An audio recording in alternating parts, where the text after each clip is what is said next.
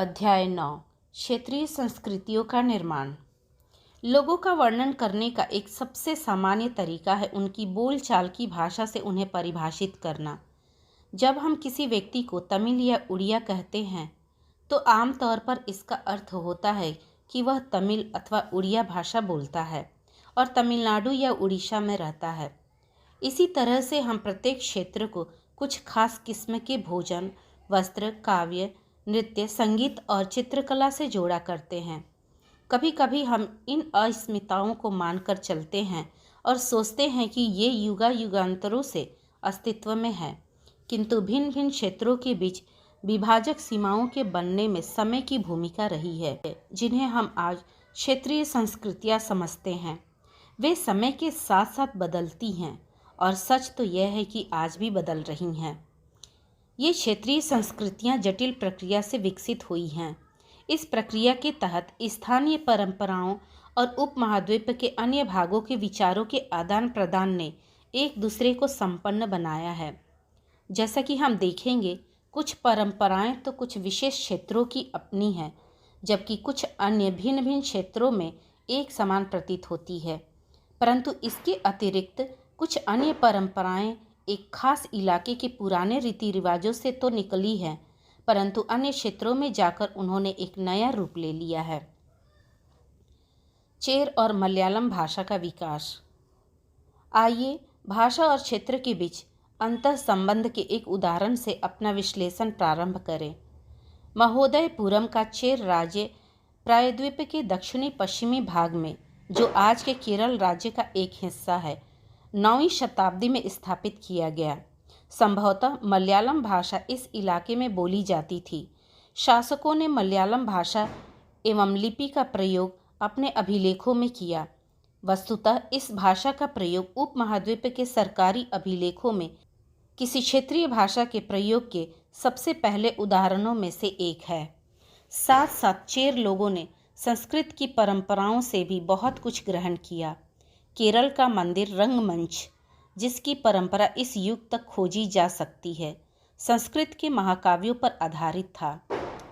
मलयालम भाषा की पहली साहित्यिक कृतियाँ, जो लगभग 12वीं शताब्दी की बताई जाती हैं, प्रत्यक्ष रूप से संस्कृत की ऋणी हैं।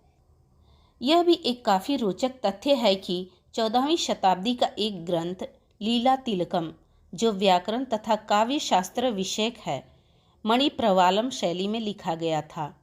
मणिप्रवालम का शाब्दिक अर्थ है हीरा और मूंगा, जो यहाँ दो भाषाओं संस्कृत तथा क्षेत्रीय भाषा के साथ साथ प्रयोग की ओर संकेत करता है। शासक और धार्मिक परंपराएं। जगन्नाथी संप्रदाय। अन्य क्षेत्रों में क्षेत्रीय संस्कृतियां क्षेत्रीय धार्मिक परंपराओं से विकसित हुई थीं। इस प्रक्रिया का सर्वोत्तम उदाहरण है पुरी, उड़ीसा में जगन्नाथ का संप्रदाय। जगन्नाथ का शाब्दिक अर्थ है दुनिया का मालिक, जो विष्णु का पर्यायवाची है। आज तक जगन्नाथ की काष्ठ प्रतिमा स्थानीय जनजातीय लोगों द्वारा बनाई जाती है, जिससे यह तात्पर्य निकलता है कि जगन्नाथ मूलतः एक स्थानीय देवता थे, जिन्हें आगे चलकर विष्णु का रूप मान लिया गया। 12वीं शताब्दी में गंग वंश के एक अत्यंत प्रतापी राजा अनंत वर्मन ने पुरी में पुरुषोत्तम जगन्नाथ के लिए एक मंदिर बनवाने का निश्चय किया। उसके बाद 1230 में राजा अनंग भीम तृतीय ने अपना राज्य पुरुषोत्तम जगन्नाथ को अर्पित कर दिया और स्वयं को जगन्नाथ का प्रतिनियुक्त घोषित किया। ज्यों-ज्यों इस मंदिर को तीर्थ स्थल यानी तीर्थ यात्रा के केंद्र के रूप में महत्व प्राप्त होता गया, सामाजिक तथा राजनीतिक मामलों में भी इसकी सत्ता बढ़ती गई। जिन्होंने भी उड़ीसा को जीता, जैसे मुगल, मराठे और अंग्रेजी ईस्ट इंडिया कंपनी, सबने इस मंदिर पर अपना नियंत्रण स्थापित करने का प्रयत्न किया। वे सब यह महसूस करते थे कि मंदिर पर नियंत्रण प्राप्त करने से स्थानीय जनता में उनका शासन स्वीकार्य हो जाएगा। राजपूत और शूरवीरता की परंपराएं। 19वीं शताब्दी में ब्रिटिश लोग उस क्षेत्र को, जहां आज का अधिकांश राजस्थान स्थित है, राजपूताना कहते थे। इससे यह समझा जा सकता है कि वह एक ऐसा प्रदेश था जहां केवल अथवा प्रमुख रूप से राजपूत ही रहा करते थे, लेकिन यह बात आंशिक रूप से ही सत्य है। ऐसे अनेक समूह थे और आज भी हैं जो उत्तरी तथा मध्यवर्ती भारत के अनेक क्षेत्रों में अपने आप को राजपूत कहते हैं। यह भी सच है कि राजस्थान में राजपूतों के अलावा अन्य लोग भी रहते हैं, तथापि अक्सर यह माना जाता है कि राजपूतों ने राजस्थान को एक विशिष्ट संस्कृति प्रदान की। ये सांस्कृतिक परंपराएं वहाँ के शासकों के आदर्शों तथा अभिलाषाओं के साथ घनिष्ठता से जुड़ी हुई थीं। लगभग 8वीं शताब्दी से आज के राजस्थान के अधिकांश भाग पर विभिन्न परिवारों के राजपूत राजाओं का शासन रहा। पृथ्वीराज एक ऐसा ही शासक था।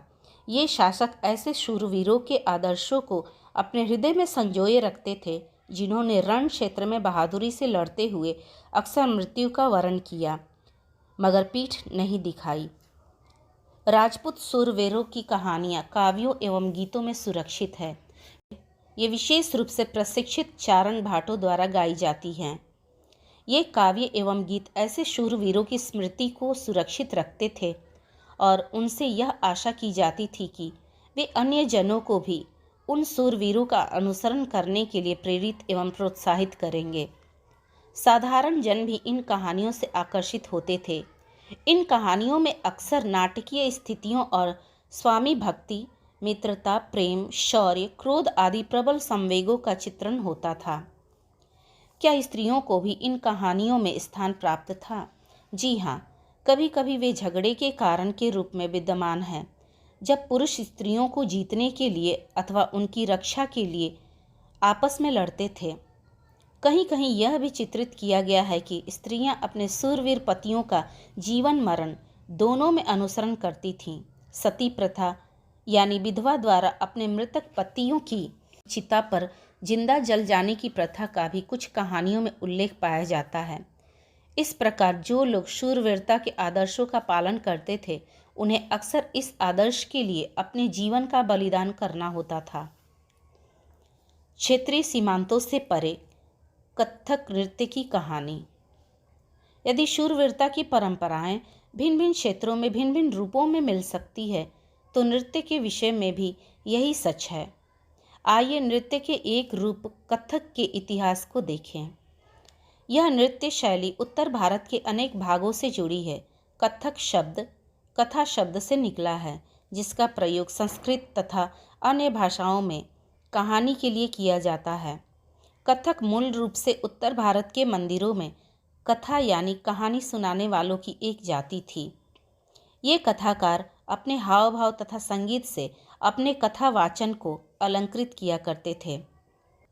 15वीं तथा 16वीं शताब्दियों में भक्ति आंदोलन के प्रचार के साथ कथक एक विशिष्ट नृत्य शैली का रूप धारण करने लगा।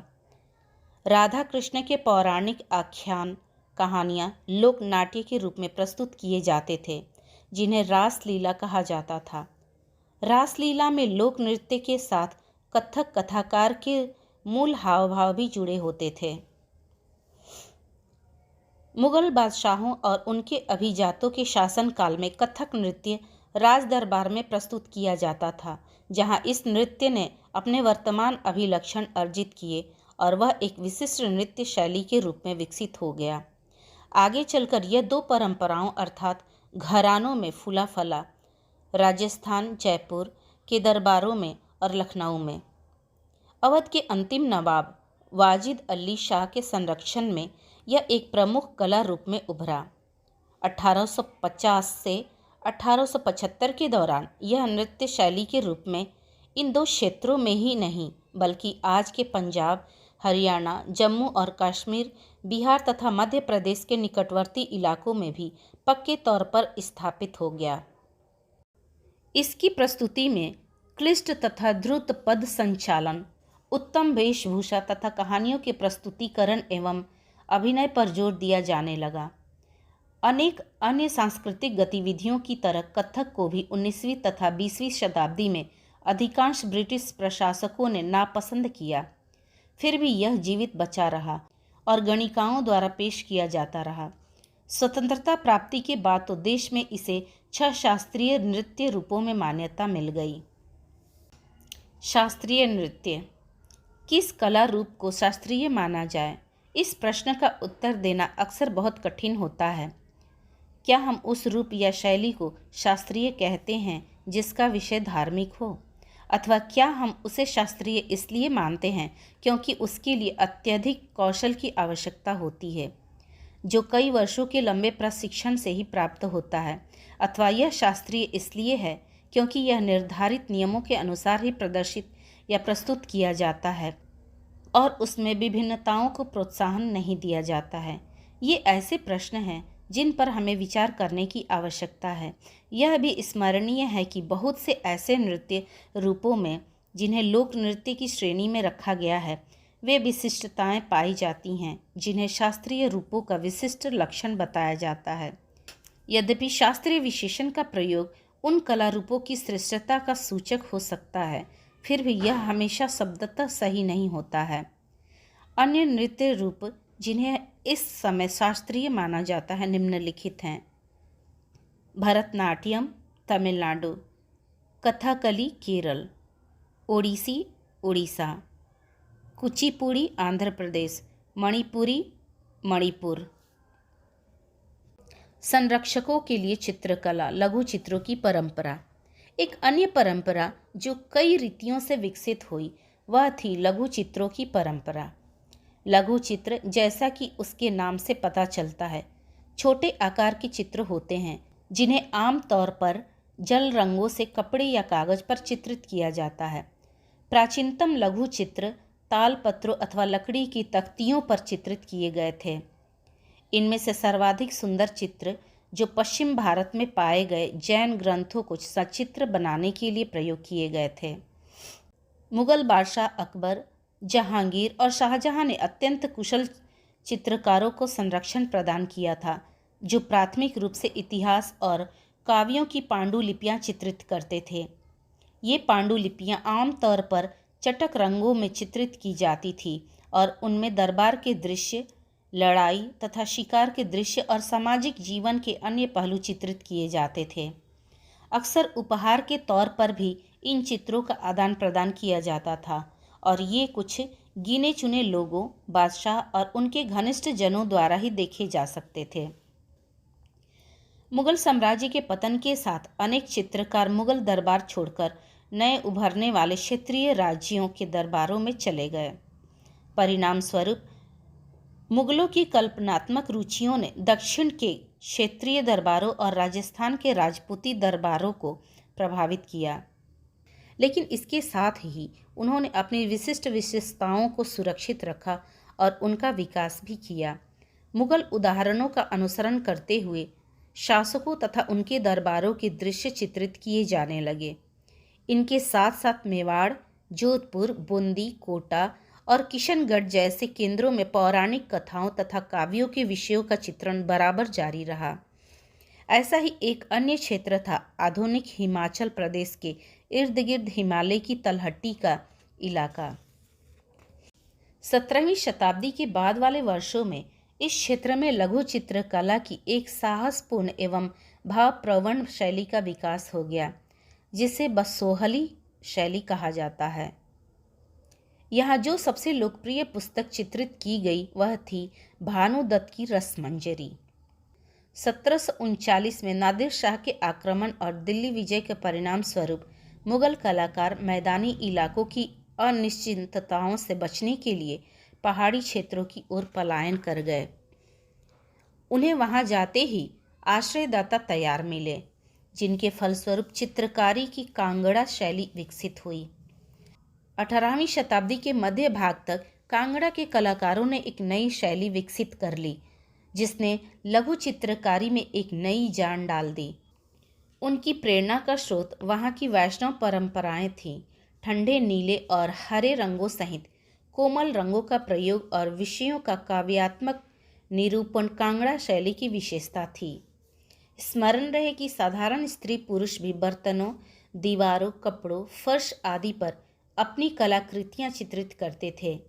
कला के इन नमूनों में से कुछ ही बच पाते थे। इसके विपरीत लघु चित्र राजमहलों में सावधानीपूर्वक रखे जाते थे, जिससे वे सदियों तक सुरक्षित रहें। बंगाल नज़दीक से एक नज़र। एक क्षेत्रीय भाषा का विकास। जैसा कि हमने प्रारंभ में देखा था, हम अक्सर क्षेत्रों के नाम वहाँ के निवासियों द्वारा बोली जाने वाली भाषा के अनुसार निर्धारित करते हैं। इसलिए हम यह मान लेते हैं कि बंगाल में लोग हमेशा बंगाली बंगला ही बोलते थे। किंतु यह एक दिलचस्प बात है कि आज बंगाली संस्कृत से निकली हुई भाषा मानी जाती है। प्रारंभिक ईसा पूर्व प्रथम सहस्त्राब्दी के मध्य भाग के संस्कृत ग्रंथों के अध्ययन से यह पता चलता है कि बंगाल के लोग संस्कृत से उपजी हुई भाषाएं नहीं बोलते थे। तो फिर नई भाषा का उद्भव कैसे हुआ? ईसा पूर्व चौथी तीसरी शताब्दी से बंगाल और मगध दक्षिण बिहार के बीच वाणिज्यिक संबंध स्थापित होने लगे थे, जिसके कारण संभवतः संस्कृत का प्रभाव बढ़ता गया होगा। चौथी शताब्दी के दौरान गुप्त वंशीय शासकों ने उत्तरी बंगाल पर अपना राजनीतिक नियंत्रण स्थापित कर लिया और वहां ब्राह्मणों को बसाना शुरू कर दिया। इस प्रकार गंगा की मध्य घाटी के भाषाई तथा सांस्कृतिक प्रभाव अधिक प्रबल हो गए और 7वीं शताब्दी में चीनी यात्री ह्यूनसांग ने यह पाया कि बंगाल में सर्वत्र संस्कृत से संबंधित भाषाओं का प्रयोग हो रहा था। 8वीं शताब्दी से पाल शासकों के अंतर्गत एक क्षेत्रीय राज्य का उद्भव हो गया। 14वीं से 16वीं शताब्दियों के बीच बंगाल पर सुल्तानों का शासन रहा, जो दिल्ली में स्थित शासकों से स्वतंत्र थे।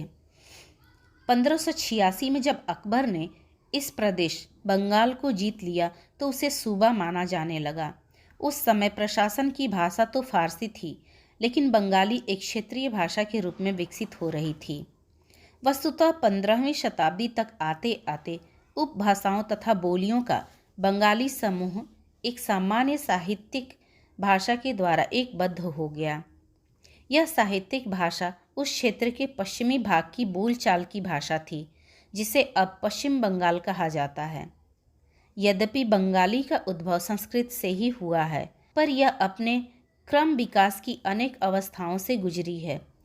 इसके अलावा गैर संस्कृत शब्दों का एक विशाल शब्द भंडार, जो जनजातीय भाषाओं, फारसी और यूरोपीय भाषाओं सहित अनेक स्रोतों से इसे प्राप्त हुआ है, आधुनिक बंगाली का एक हिस्सा बन गया है। बंगाली के प्रारंभिक साहित्य को 2 श्रेणियों में बांटा जा सकता है। एक श्रेणी संस्कृत की ऋणी है और दूसरी उससे स्वतंत्र है। पहली श्रेणी में संस्कृत महाकाव्यों के अनुवाद, मंगल काव्य शाब्दिक अर्थों में शुभ यानी मांगलिक काव्य, जो स्थानीय देवी देवताओं से संबंधित है, और भक्ति साहित्य जैसे गौड़ीय वैष्णव आंदोलन के नेता श्री चैतन्य देव की जीवनियाँ आदि शामिल हैं। दूसरी श्रेणी में नाथ साहित्य शामिल हैं, जैसे मैनामती गोपीचंद के गीत, धर्म ठाकुर की पूजा से संबंधित कहानियाँ, परी कथाएँ, लोक कथाएँ और गाथा गीत। मैनामती गोपीचंद और धर्म ठाकुर। नाथ लोग सन्यासी होते थे तो तरह तरह की यौगिक क्रियाएं करते थे। यह गीत विशेष जो अक्सर अभिनीत किया जाता है, यह बताता है कि रानी मैनामती ने अपने पुत्र गोपीचंद को अनेक बाधाओं के समक्ष संन्यास का मार्ग अपनाने को किस प्रकार प्रोत्साहित किया था। धर्म ठाकुर एक क्षेत्रीय लोकप्रिय देव हैं, जिनकी पूजा अक्सर एक पत्थर या काठ की मूर्ति के रूप में की जाती है।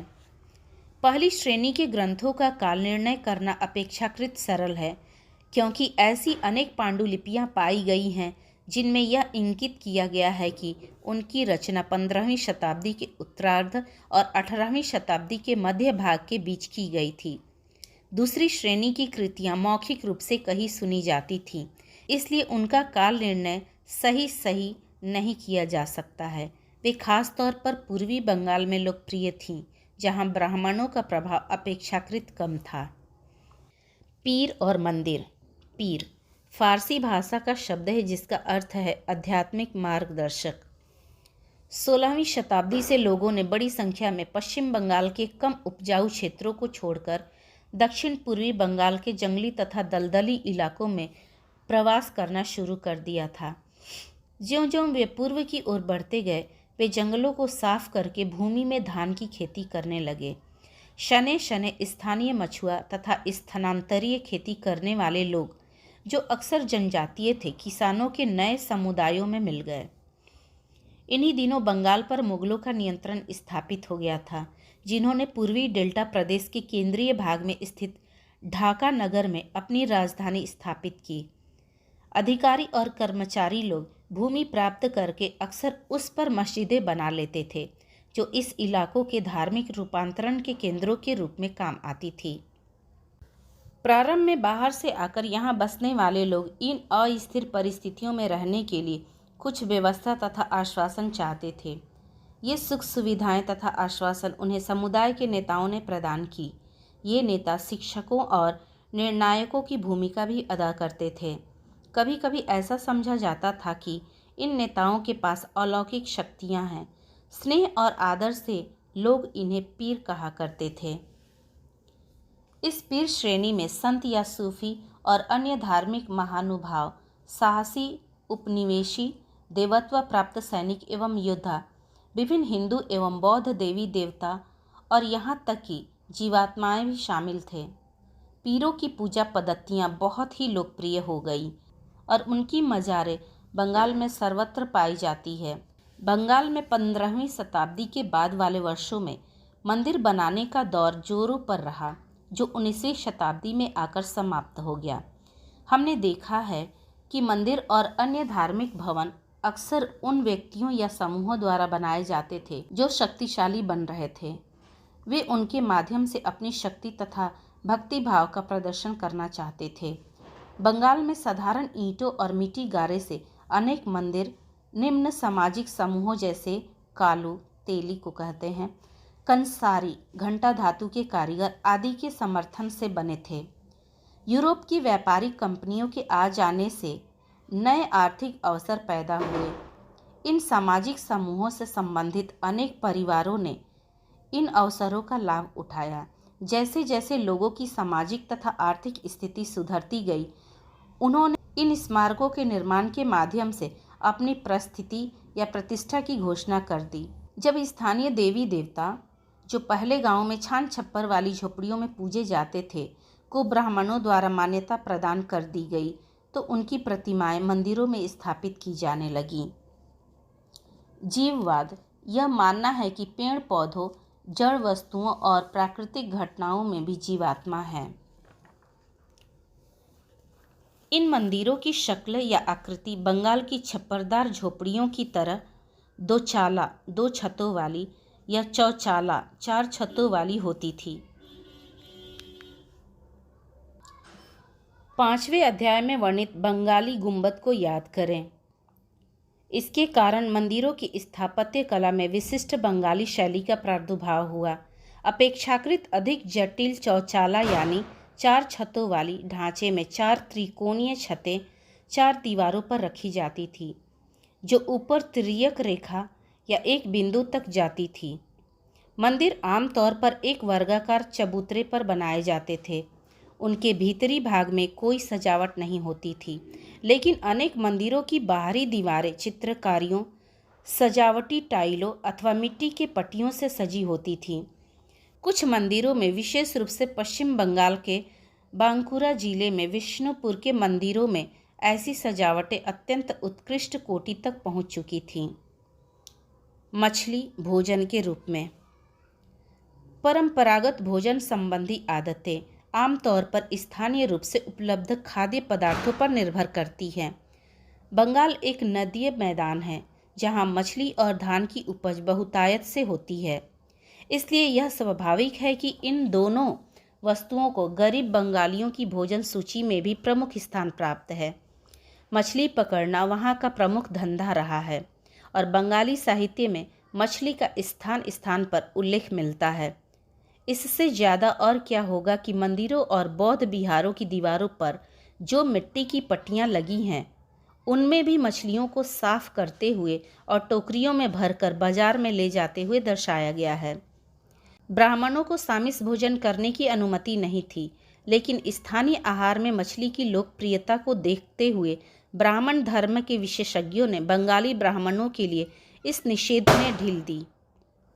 बृहद धर्म पुराण, जो बंगाल में रचित 13वीं शताब्दी का संस्कृत ग्रंथ है, ने स्थानीय ब्राह्मणों को कुछ खास किस्मों की मछली खाने की अनुमति दे दी। यूरोप में राष्ट्र राज्यों का उदय। 18वीं शताब्दी के अंत तक यूरोप के लोग स्वयं को एक साम्राज्य जैसे हंगरी साम्राज्य की प्रजा या किसी चर्च जैसे यूनानी रूढ़िवादी चर्च के सदस्य मानते थे। परंतु 18वीं शताब्दी के अंतिम दशकों में लोग स्वयं को एक ऐसे समुदाय के सदस्य के रूप में भी पहचानने लगे जो एक भाषा जैसे कि फ्रेंच या जर्मन बोलते थे। प्रारंभिक 19वीं शताब्दी में रोमानिया में विद्यालयी पाठ्य पुस्तकें ग्रीक के स्थान पर रोमानियन में लिखी जाने लगीं और हंगरी में लैटिन के स्थान पर हंगरेनियन को राजभाषा के रूप में अपनाया गया। यह और इसी प्रकार की अन्य प्रक्रियाओं ने लोगों को यह बोध कराया कि प्रत्येक भाषी समुदाय एक अलग राष्ट्र था। 19वीं शताब्दी के अंतिम दशकों में इटली और जर्मनी के एकीकरण के लिए हुए आंदोलनों ने इस भावना को और अधिक बल दिया।